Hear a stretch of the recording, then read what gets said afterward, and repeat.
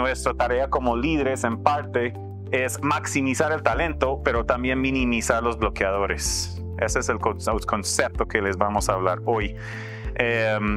Y luego vamos a hablar de unos ejercicios de cómo estás invirtiendo tu tiempo y algo que se llama la junta directiva de mi vida, que les voy a dejar esa sorpresa para el final, ¿vale?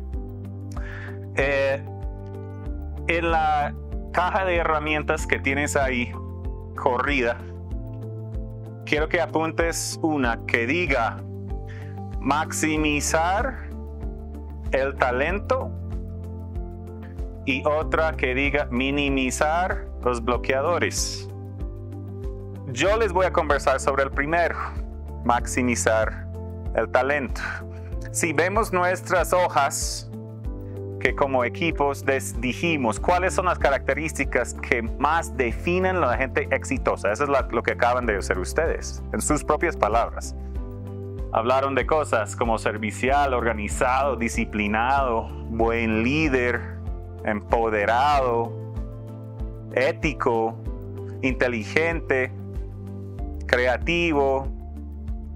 Nadie, me corrigen si estoy mal, pero yo no vi en ninguna hoja que estudió en los Andes, o que tiene apellido tal, ¿cierto? O que tiene 5 años de experiencia. ¿Alguien puso eso? ¿Tiene 5 años de experiencia? Pensemos en un segundo, ¿qué ponemos en las expectativas de las vacantes? Estudió en tal, o sea, que tenga tal grado, que tenga tantos años de experiencia, ¿cierto? Pero cuando analizamos qué es lo que hace los mejores, esas cosas no salen. ¿Por qué? Porque como organizaciones no estamos pensando en talento, estamos pensando en habilidades y en conocimientos, y hay una gran diferencia. Si pensamos en el ser humano bajo 2 grandes ejes, uno que es visible, ¿sí? Conocimiento, lo que sé hacer, mi experiencia, mi educación, etcétera, lo que veo en una hoja de vida. Son cosas que yo sí puedo ir aprendiendo y debo ir aprendiendo durante mi carrera.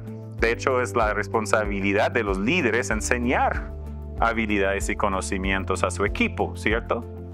Tenemos departamentos enteros dedicados a eso, a capacitar. Pero en el otro eje del ser humano se encuentran cosas más profundas. No lo que sé, ni lo que sé hacer, sino lo que soy. Ese concepto es lo que llamamos en Sigma el talento natural. Y el talento natural es el factor más predecible estadísticamente del futuro desempeño. Mucho más que conocimientos y habilidades, estadísticamente hablando. Cuando analizamos las listas que ustedes crearon y hacemos la pregunta, yo les hice la pregunta, ¿se pueden enseñar o no? Pero les hago otra pregunta, ¿son conocimientos, habilidades o son talentos? La mayoría, bajo esa descripción, la mayoría son talentos. O sea, ustedes mismos llegaron a la conclusión que lo que mejor define una persona de alto desempeño es el talento, más que el conocimiento y la habilidad. ¿O alguien tuvo habilidades y conocimientos? Pues hubo algunos, uno que otro. Yo vi un patrón común en varios. Ustedes hablaron de organización. Les cuento una historia personal. Yo soy de Nebraska y yo en la universidad vendía cuchillos de alta gama, o sea, productos culinarios para cocinas, ¿no? Entonces mi trabajo era ir tocando puertas a las casas, llevando mi talega de cuchillos supremamente costosos y tenía que mostrarte por qué mis cuchillos son mejores que los tuyos. Ese era el trabajo, ¿sí? Imagínate ese trabajo en Bogotá.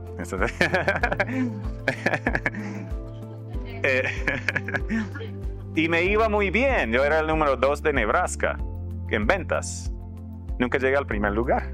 Todavía me duele decir eso. Pero nunca llegué al primer lugar. Me iba muy bien en ventas, pero la conversación con mi jefe de ventas todos los meses era la misma conversación y era: Brad, eres buen vendedor, pero eres desorganizado. ¿Han escuchado alguna vez eso con los equipos comerciales? Sí. Porque hay un patrón ahí, ¿no? Entonces, ¿qué hicimos? Bueno, después de tantas veces hablando de lo mismo, ¿qué vamos a hacer? Pues, ok, tomemos decisiones.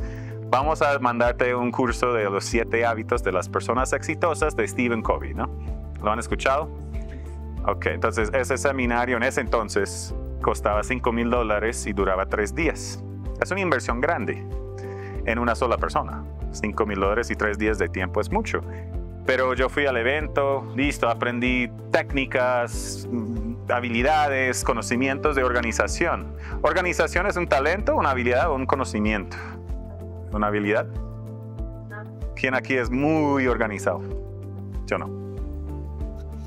¿Sí? ¿Hay algunas muy organizadas? Mujeres más que todo. Ok. Aproximadamente entre 30 y 40% de ustedes son muy organizados, estadísticamente. Pero yo no. La respuesta, organización es habilidad, conocimiento o talento, son las 3 cosas. Son las 3 cosas. Hay habilidades y conocimientos organizativos también. De hecho, eso es lo que aprendí en 3 días de tiempo. Y me daban una herramienta, una agenda. Hace 25 años, ¿no? O sea, te daban una agenda física para organizar tus reuniones, colorearlas, bla, bla, bla, bla, bla. Ok. Entonces yo después del evento salí, iba subiéndome al carro, sacando las llaves, dejé ahí encima la libreta. Me subí al carro y me fui. Y hasta ahí quedó. Hasta ahí quedó mi nueva herramienta organizativa. Nunca se usó. Pero sí volví a la casa con nuevas técnicas, ¿cierto? Entonces empecé a aplicarlas y organizar mejor mi día. Pero después de un mes, después de 2 meses, después de 6 meses, ¿qué pasa? Volvemos a nuestro estado natural. Esa es la naturaleza humana. En este ejemplo, la gran pregunta es, ¿fue buena inversión haber metido $5,000 y 3 días de tiempo en un curso de organización para mí? Pues eso es medible en ventas. ¿Vendí más? No. Nunca llegué al primer lugar y todavía me huele. Entonces, esa es una mala inversión de recursos como organización. Si hubiéramos metido esos recursos, por ejemplo, en un curso de negociación, por ejemplo, o en un asistente, claro. Claro, porque con $5,000 pues hay buen apoyo, ¿cierto? En un curso de, por ejemplo, de negociación, eso requiere otros talentos naturales, o sea, apalanca otros talentos naturales. Entonces, hagamos el análisis en el punto, como líderes, ¿estamos invirtiendo en el talento de las personas o estamos cerrando brechas de debilidades? Tradicionalmente, las organizaciones invertimos demasiado recurso tratando de arreglar debilidad, no tratando de maximizar potencial. Y hay una diferencia. Hay una diferencia. La pregunta es, ¿en tu organización la tienen clara? La diferencia. ¿La tienen medida? La diferencia. El talento natural en toda su complejidad es difícil de analizar, por eso existimos. Porque es un método científico que realmente necesitas para llegar a esa profundidad del ser humano. Muchos de ustedes, creo que la mayoría ya han usado herramientas de Sigma, ¿cierto? Algunos que no. No, todos, como todos. Ok, precisamente la idea de la herramienta es esa, es identificar dónde tenemos esos patrones innatos que permitan que crezcamos de forma exponencial, no solamente arreglando brechas, no solamente volviendo Brad organizado, porque esa es una tarea ardua. ¿Cómo sé si es un talento? Ustedes en su ejercicio se autoidentificaron. ¿Cuáles son mis talentos? Y hay herramientas obviamente que ayudan a analizarlo, pero conceptualmente como líder, ¿cómo identifico en mi equipo si es un talento para esa persona o no? Si hubiéramos hecho el ejercicio, en mi caso, siendo comercial, de la reflexión, ¿organizar es un talento para Brad? Bueno, para que sea un talento tiene que cumplir 3 criterios. Y es una reflexión que todos podemos hacer. 1, ¿es una actividad que me gusta? O sea, ¿es algo que me genera satisfacción intrínseca? hablando de organización, alguien en este salón, estadísticamente, tiene organizado su closet por manga corta, manga larga, temporada, estación. Es lo mismo que hablamos ahorita de agregar algo a la lista de cosas por algo, un sentimiento interno que produce un comportamiento. O sea, en este caso te genera satisfacción intrínseca. Te gusta verlo así y por eso lo haces, no porque alguien te diga, oye Ludi, como a mí me dicen todo el tiempo, organiza por favor tu ropa, está terrible, ¿no? Porque a mí no me genera esa satisfacción intrínseca. O sea, me parece chévere, ok, Liz, hey, súper, está organizada, qué bueno, qué bonito. Pero que yo sienta así como, uy, qué delicia. ¿Tener eso así? No, pero hay gente que sí. Hay muchos que sí. Ahora, tú no puedes cambiar eso en una persona. O sea, no puedes instalar satisfacción intrínseca en una persona. Eso viene de adentro. ¿Sí? Entonces, que es algo que genera satisfacción intrínseca, pero que también es algo que haces bien, por definición. O sea, que se te facilita.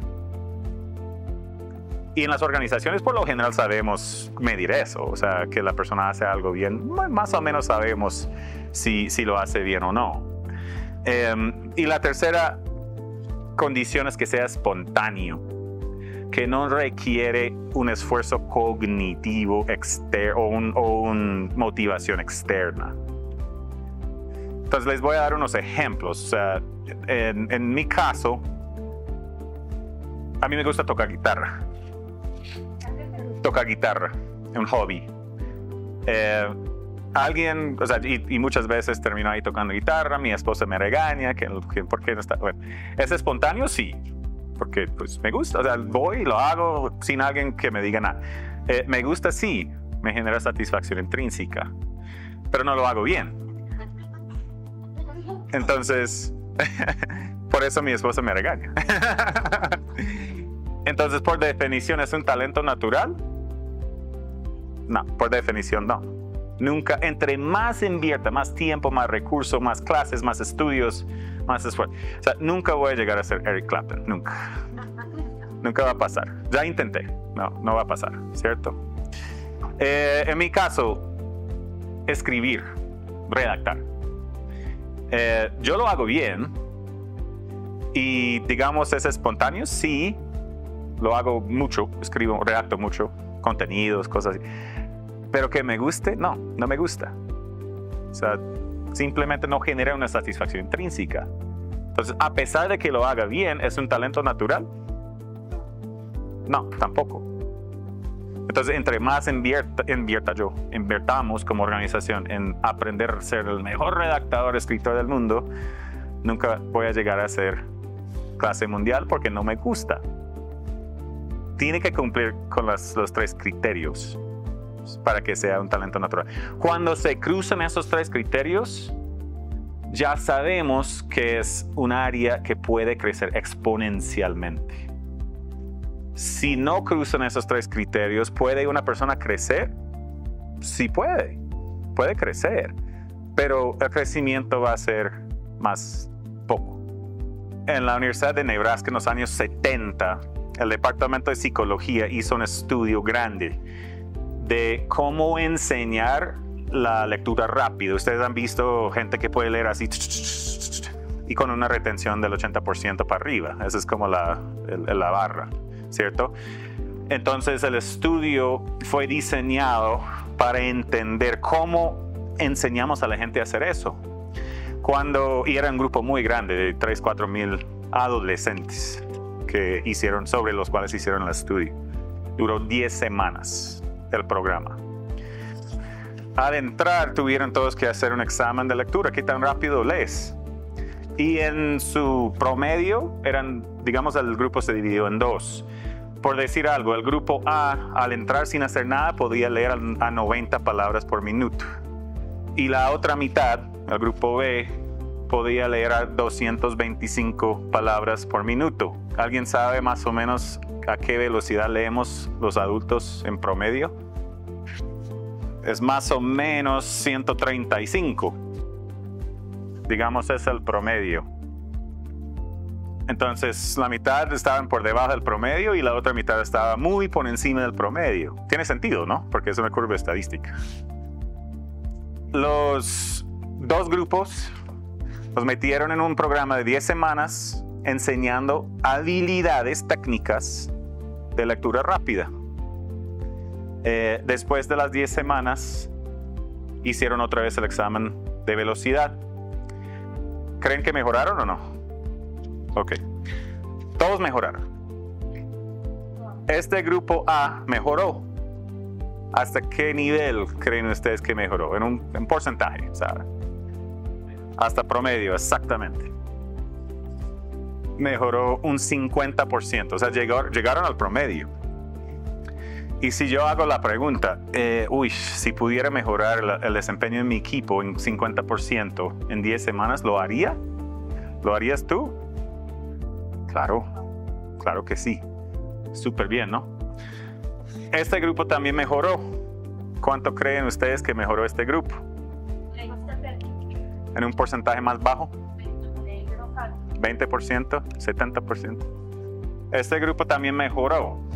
En su promedio, este grupo B llegó a más de 2,000 palabras por minuto, que fue una mejora del 788%.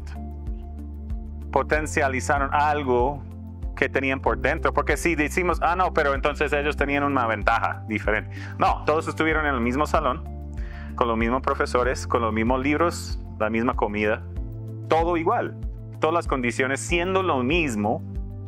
Mire la diferencia en crecimiento. Pero al entrar, nosotros no pensamos así, porque si analizamos esto y decimos, lo hace bien, entonces ya, ¿para qué invertir más? ¿Cierto? O sea, ya tengo un equipo de personas que están en el doble del promedio. ¿Para qué necesito invertir en ellos? Ya están volando. Cuando analizamos los otros dos aspectos, que me gusta, que es espontáneo, cuando invertimos en esos talentos, en ese cruce, que no solamente que sea algo que hago bien, sino que me gusta que sea espontáneo, podemos tener crecimiento exponencial.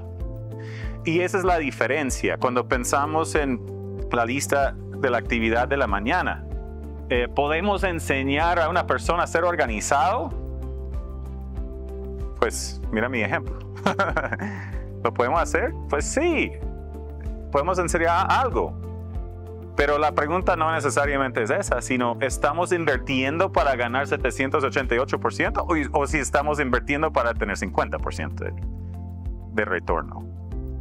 Eso es lo que significa maximizar el talento natural en ese primer punto que hablamos esta mañana. Es invertir en aquellas capacidades innatas de las personas para que experimentan un crecimiento exponencial. No solamente buscar crecimiento remedial. Conceptualmente hay una gran diferencia. En tu caja de herramientas, quiero que apuntes una o dos formas que tú crees que los líderes en tu organización podrían ajustar el foco a que sea en maximizar el talento natural. Pensando en tu organización, ¿qué podrían hacer los líderes para cambiar el foco? Porque todos cometemos el error de pensar en cómo arreglar debilidades, porque así fuimos socializados.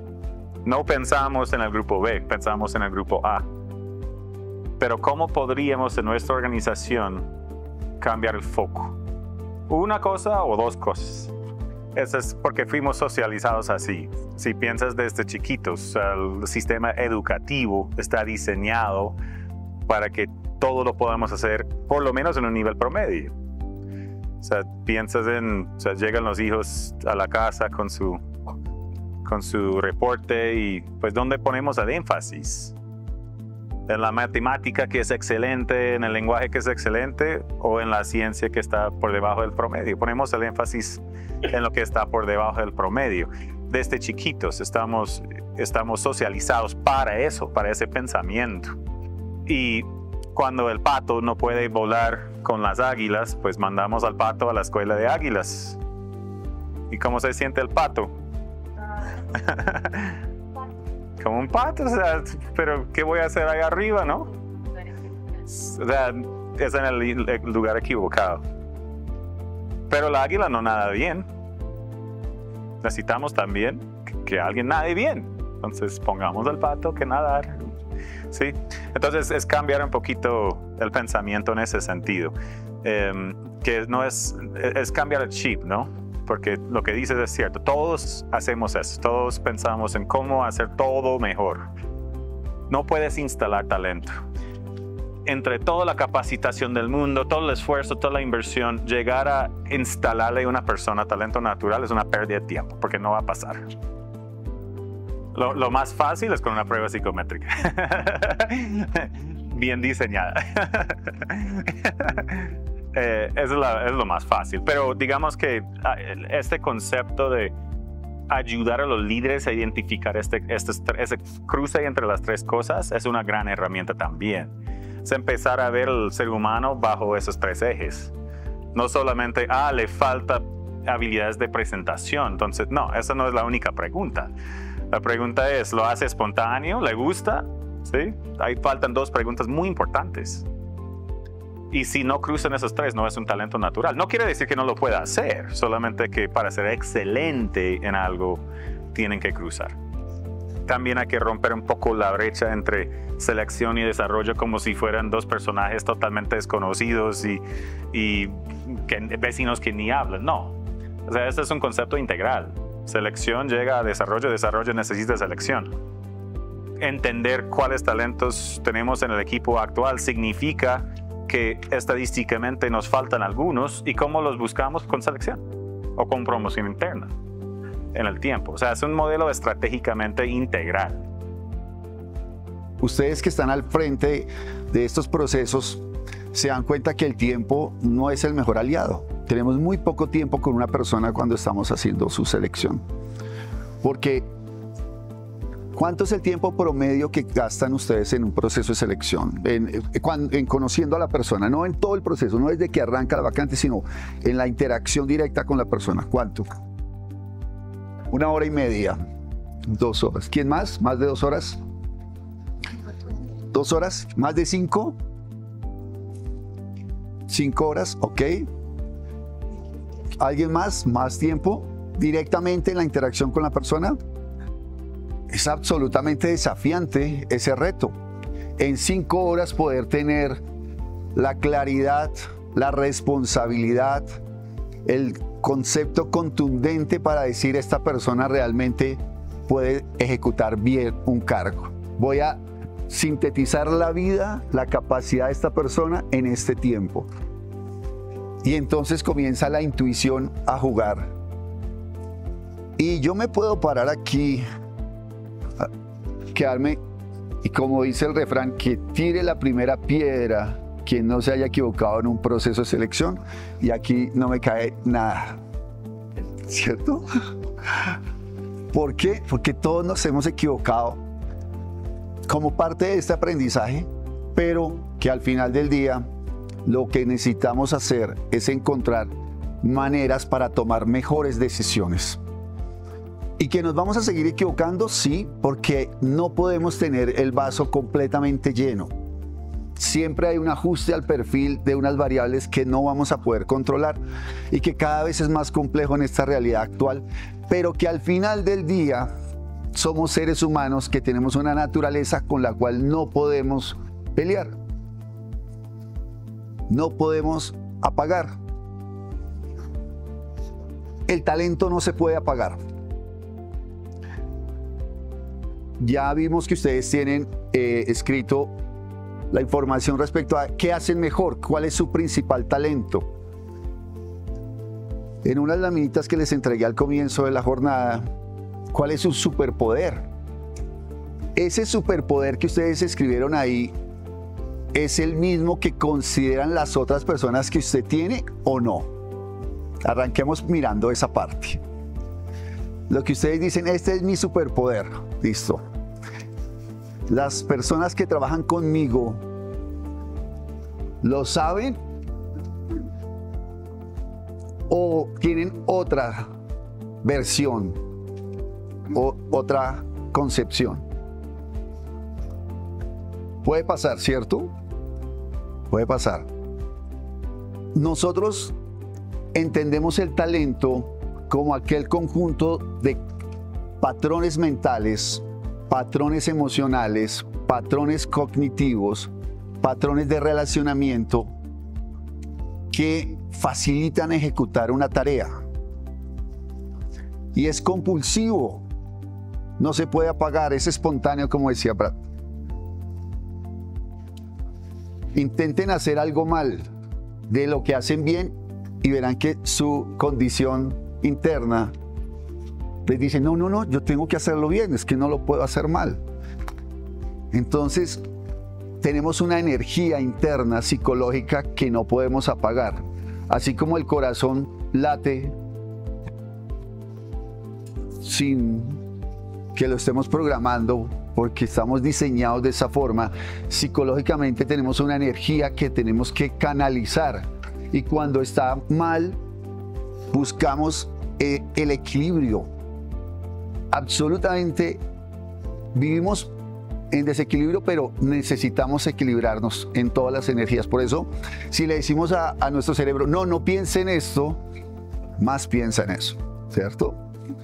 Cuando emocionalmente hay una crisis, la compulsión está ahí, no se puede apagar.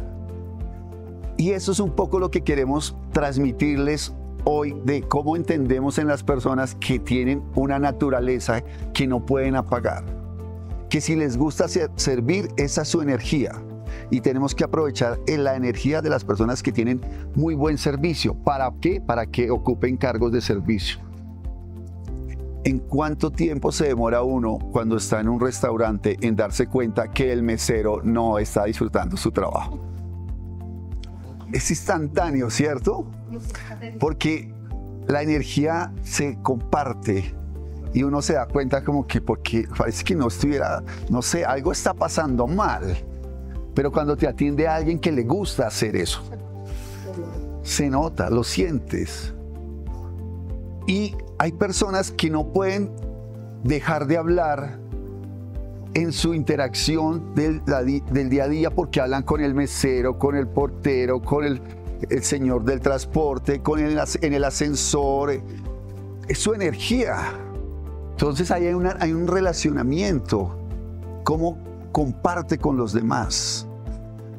Entender un poco eso en la función en la que están ustedes y estamos todos es parte fundamental de poder después transferirle a los jefes para que, así como mirábamos, hay que conocer el nombre de las personas, también entender qué es lo que más les genera motivación, dónde canalizan su energía.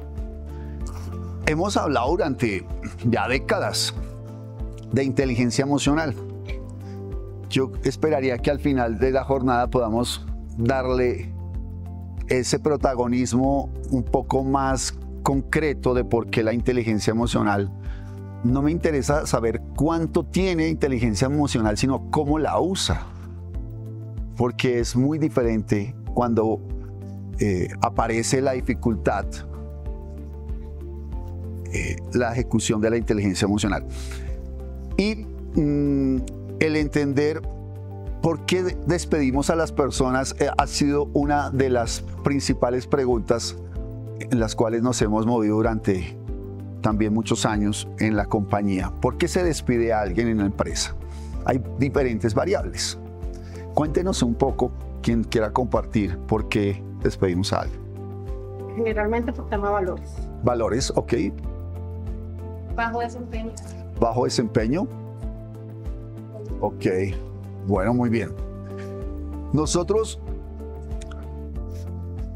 entendemos que hay una serie de características que tienen que ver con el desempeño y que tienen que ver, ahora lo vamos a ver, con los valores, que es necesario leer antes de.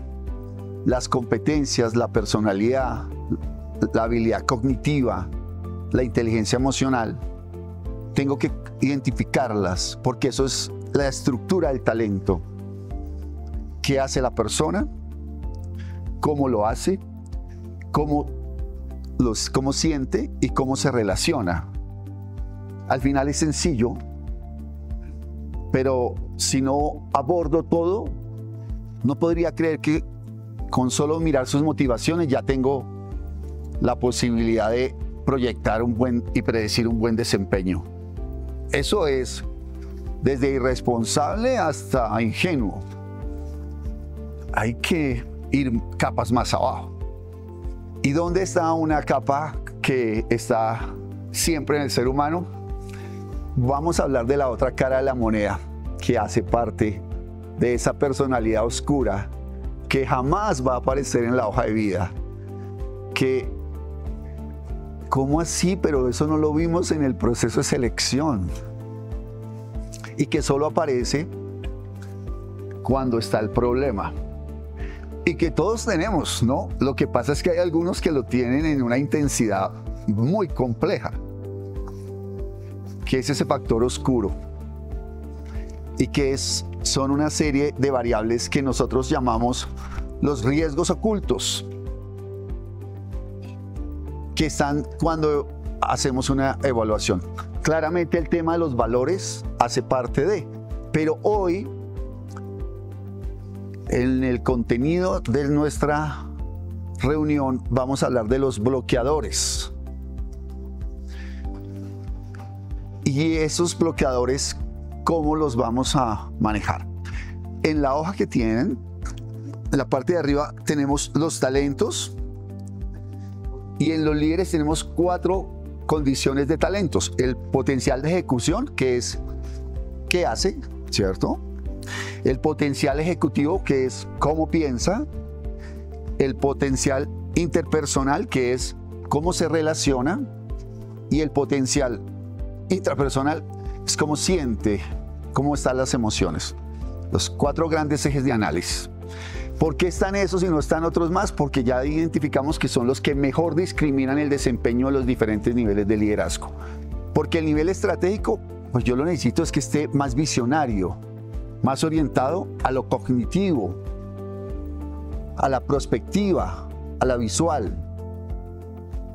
Pero el nivel táctico y el nivel operativo más a la ejecución. Entonces son diferentes capacidades. No estoy esperando que todos tengan todos los talentos en todas sus dimensiones. Eso no pasa. Y en los líderes tengo que tener la convicción natural de que algunos van a tener mejores talentos que otros. Eso es absolutamente normal. Pero lo que sí no puedo jugar es tener posiciones de liderazgo sin el talento del líder, sin algunas de las necesidades. Porque ahí voy a tener dificultades de crecimiento. ¿Que se puede ocupar el rol? Claro. Cientos, millones de líderes hoy en el mundo ocupan el rol de liderazgo sin tener realmente talento para ser líderes. Pero ¿dónde voy a aterrizar cuando en un momento dado ese líder pues, no tiene ese talento y cómo encuentro un nivel de adaptación medio? Ok, pero ya cuando quiero estar en otro nivel de organización, pues sí tengo que tener otra lectura y otro nivel de análisis y sobre todo otro nivel de entendimiento.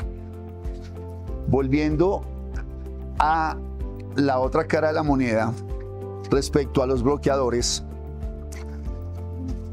eso que me interfiere la capacidad, como donde hay interferencia, como cuando uno está, ya no existe, pero antes los radios pues tenían como una especie de botoncito que uno, dependiendo de la emisora, podía, para que no existiera interferencia, o cualquier antena al final del día. Es como cualquier radar, por eso vamos a hablar más tarde de un concepto ahí que se llama radar, y que están generando problemas con el talento. Entonces, estos comportamientos que están sumergidos en alguien y hay un problema y surgen, se ven reflejados de una forma muy interesante dependiendo de cómo la persona lo ha hecho a través de su vida. Por eso son muy diferentes. Porque desde niños, el niño que hace pataleta para lograr su resultado, ¿qué pasó? Aprendió que era la forma para solucionar ciertos momentos de conflicto.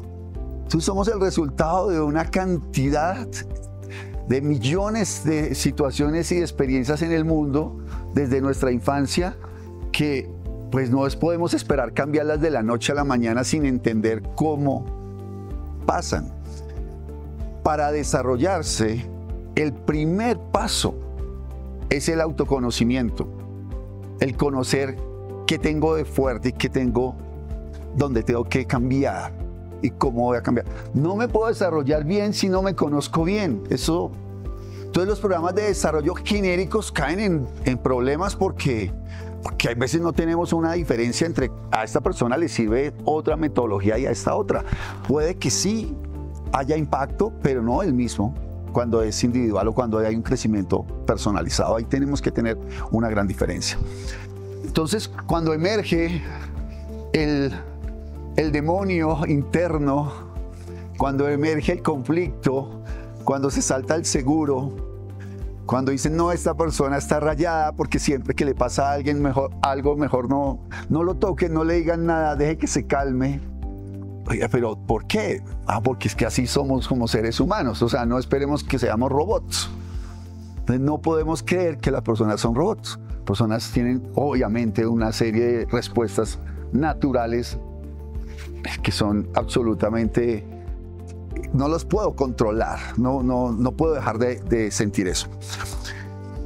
Vamos a ver un poquitico este concepto de los bloqueadores. Les va a ayudar a entender cómo algunos líderes que ustedes cuando los conocieron tenían una percepción en el proceso de selección y cómo fueron cambiando o transformándose o simplemente mostrando que también tenían cosas que de pronto no se querían observar. ¿Tienen en la mente ya algunos que le han pasado? Entonces ya vimos que coexiste, ¿no? O sea, es algo que está, no es algo que como que aparece ahora, no. Eso ya viene porque es una condición. Y cuando la reputación se pierde, mucha gente tiene ese tipo de respuestas. Entonces, el entender que alguien tiene internamente esa respuesta negativa, cuando no le importa nada, fácilmente observas eso. No solamente en el trabajo, ¿no? Esto es cotidianidad. Esto es día a día.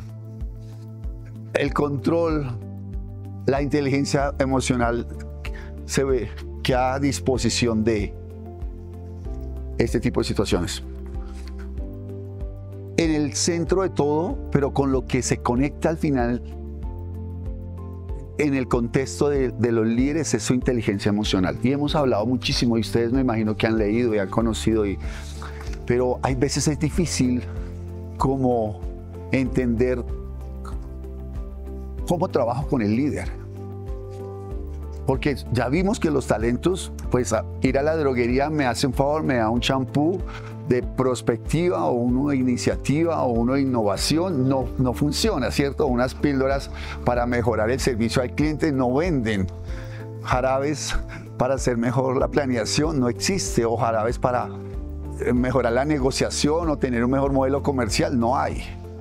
Y ya nos estamos dando cuenta que cada quien carga su propia historia de vida y que tiene, no me moleste, no me saque el mal genio porque sale mi demonio y no quiero estar ahí. Entonces el conflicto, cuando se queda sin recursos cognitivos, entonces pelea porque sí, y bueno, y pasa en todo momento en las interacciones humanas. Entonces ya sabemos que eso va a ser difícil de cambiar.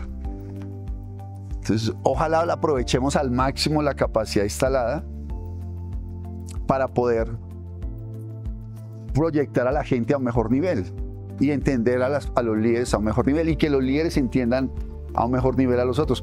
Entonces, ¿dónde está realmente uno de los primeros pasos de poder llevar al líder y maximizar ese potencial de los líderes? Claro, conociendo sus talentos y trabajando en las estructuras de la inteligencia emocional, trabajando en cómo la persona lee sus sentimientos, la persona cómo lee los sentimientos de los otros, cómo los comunica, porque ese es el canal. El canal del talento está ahí, o el canal del bloqueador. Si el bloqueador genera esa interferencia, porque le ganó a la inteligencia emocional. Es transversal a todos los talentos, no importa dónde esté, es transversal. Y cómo racionalmente entiende que hay una diferencia. Entonces, por eso en esta hoja los hemos estructurado de una manera, y así está en las evaluaciones de Sigma, en una evaluación de liderazgo, LPI, que es una evaluación de liderazgo potencial instalado, que tiene la posibilidad de tener esta estructura. Pero les pasé al comienzo de la mañana y aquí tengo unas para los ejercicios que vamos a hacer ahora. Una forma paralela que realizamos en Sigma de la Liga del Liderazgo, porque hay personas que no van a entender qué es prospectiva, qué es orientación al resultado, pero sí tienen una descripción que puede sonar muy interesante y que nos pareció valioso que ustedes la conocieran para poder de una forma diferente entender este concepto. Así, en ese concepto hablamos de superpoder, no hablamos de talento, es un equivalente. Y hablamos de debilitador. ¿Recuerdan la kriptonita de Superman? ¿Qué pasaba? ¿Quién me quiere contar qué pasa o qué pasa cuando la kriptonita? Eso bloquea los poderes de Superman. Le bloquea los poderes a Superman. ¿Les pasa eso a alguno de los líderes que ustedes conocen cuando les emerge ese debilitador? La respuesta puede llegar a ser diferente dependiendo del bloqueador o los bloqueadores que tenga la persona. Hay unos que llamamos de transgresión. Hay una tríada oscura muy compleja, porque un líder que tenga mucho factor oscuro es la peor mezcla posible. Alguien con poder, con valores no tan sólidos y que sea maquiavélico, que sea demasiado egocéntrico, ¿sí? Maquinador, que le hemos dado nombres, dependiendo de la audiencia. Ahí tenemos unos nombres porque hay que tener cierta susceptibilidad. Ahora, lo interesante del tema es, ustedes como líderes ya vieron sus superpoderes.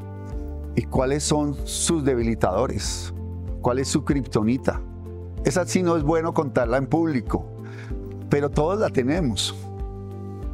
Pero nuestra intención no es centrarnos en los bloqueadores, pero tenemos que verlos. Nuestra intención es cambiar un poco la creencia y el paradigma que se tiene en las organizaciones de creer que el desempeño está en función de la hoja de vida, o sea, de los estudios. Ya lo vimos en la mañana, que cuando describimos a alguien lo vemos en cuanto a sus capacidades.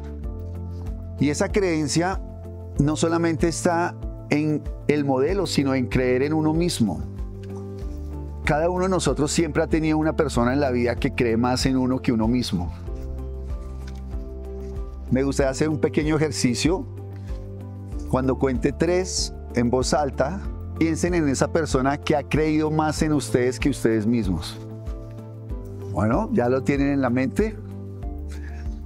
Entonces lo vamos a decir todos en voz alta. ¿Listo? A la 1, las 2 y a las 3. No escuché nada. A la 1, a las 2 y a las 3. Bueno, ahora esa persona que les da a ustedes esa inspiración, porque al finalmente es una inspiración.